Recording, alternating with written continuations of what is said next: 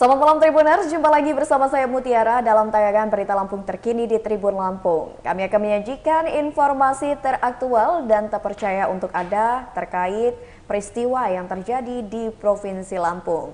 Nah, untuk berita pertamanya ini datang dari Kota Bandar Lampung Tribuners, di mana seorang siswa SMK tewas akibat dikeroyok. Beredar video viral yang menampilkan siswa SMK BLK Bandar Lampung tewas dikeroyok oleh sejumlah orang. Dari video yang berdurasi 10 detik tersebut, Tribuners, diketahui lokasi pengeroyokan siswa SMK terjadi di Jalan Soekarno-Hatta, Bandar Lampung.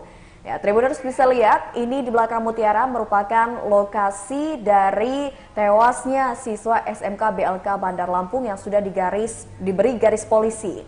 Dari informasi sementara Tribuners, dugaan pengeroyokan siswa SMK di Bandar Lampung ini terjadi pada Senin 30 Oktober 2023 sore hari.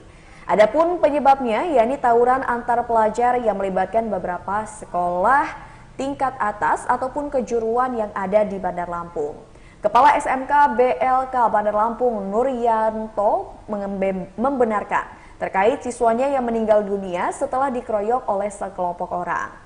Kasat Reskrim Polresta Bandar Lampung Kompol Dedis Arya Putra juga membenarkan adanya kejadian pengeroyokan hingga berakibat korban meninggal dunia. Peristiwa ini sendiri Tribuners masuk ke dalam pasal 170 KUHP tentang pengeroyokan, di mana untuk pelaku yang nantinya ditangkap oleh pihak kepolisian ini akan dihukum penjara selama 5 tahun 6 bulan.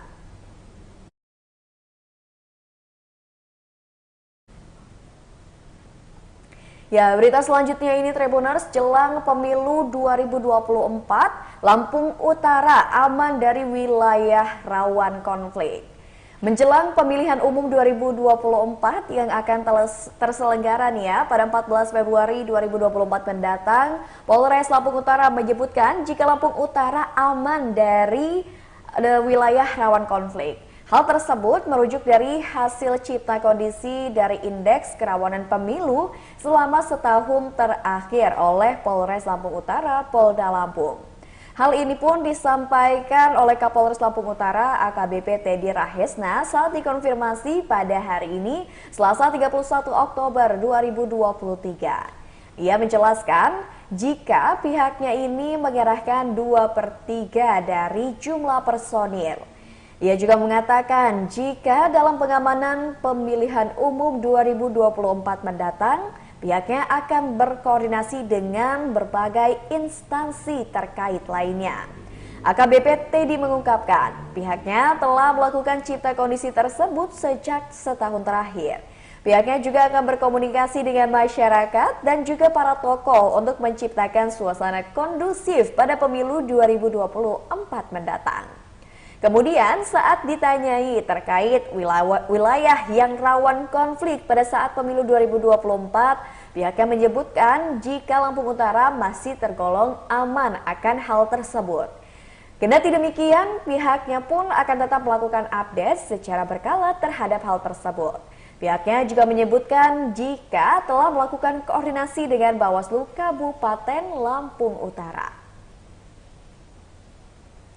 Nah, berita selanjutnya Tribuners, outing di kantor Tribun Lampung, ratusan siswa SD Negeri 2 Rawalaut antusias untuk belajar jurnalistik. Dan seperti video yang ditayangkan di layar belakang ini Tribuners, terlihat ratusan siswa dari SD Negeri 2 ini sangat antusias untuk menyimak berbagai materi terkait dengan jurnalistik di kantor Tribun Lampung. Di mana ratusan siswa SD Negeri 2 Rawalaut Bandar Lampung ini berkunjung ke kantor Tribun Lampung pada hari ini, Selasa 31 Oktober 2023. Sebanyak total 225 siswa dengan didampingi 14 guru antusias untuk mengikuti pembelajaran jurnalistik di kantor Tribun Lampung. Selama kunjungan berlangsung, siswa menerima materi mengenai proses berita dibuat hingga melihat langsung produksi koran Tribuners. Penanggung jawab outing kelas SD Negeri 2 Rawalaut M. Ma'ful mengatakan siswa yang hadir di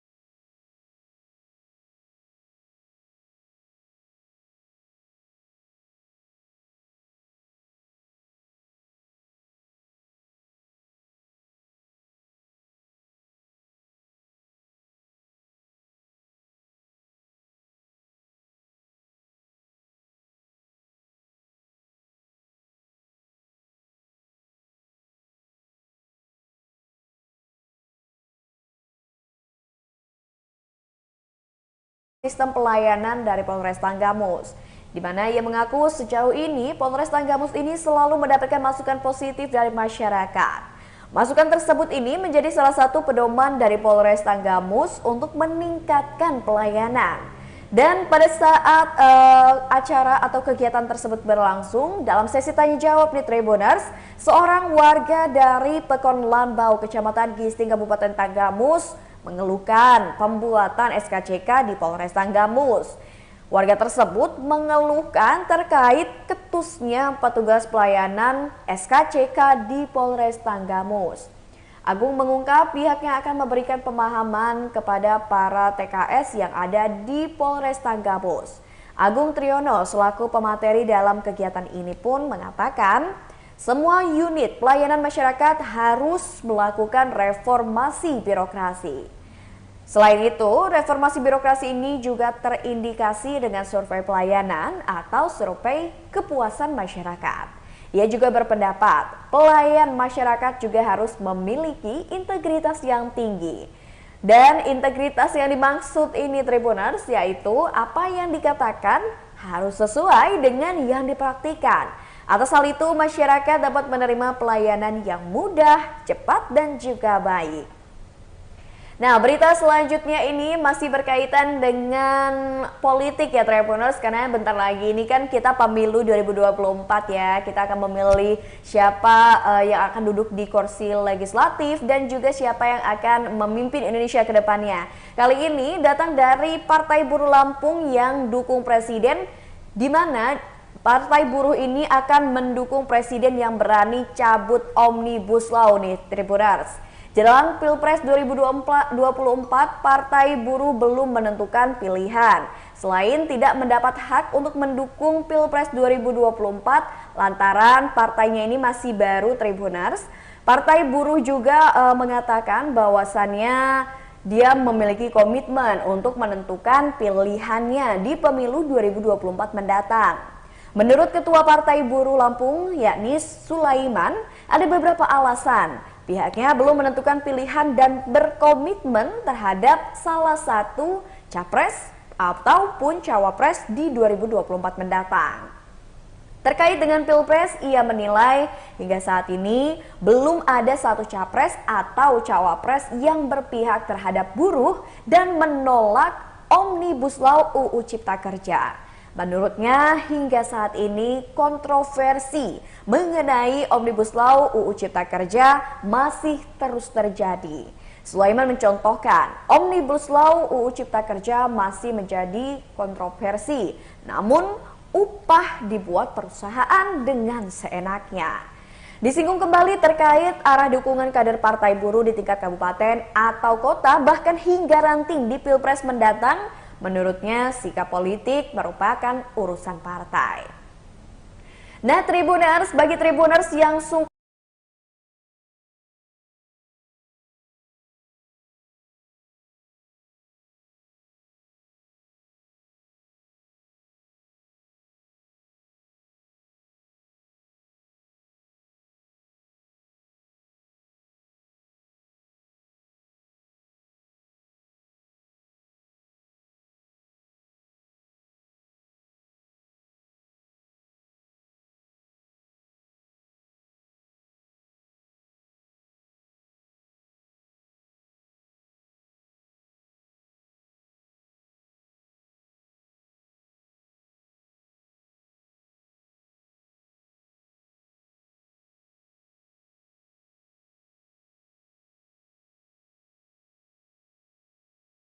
guna kartu kredit. Ada juga promo potongan aksesoris dan promo bundling operator khusus iPhone 15.